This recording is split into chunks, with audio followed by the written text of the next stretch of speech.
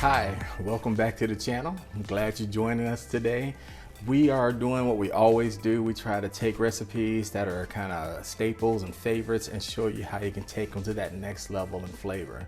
So February 7th is National Fettuccine Alfredo Day, one of my favorite sauces. It's so rich, it's decadent, not something I have all the time, but something I definitely enjoy.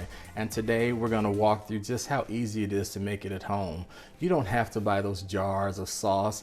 Fettuccine Alfredo, that sauce only uses 4 ingredients, just 4. Butter, Parmesan cheese, heavy cream, and garlic.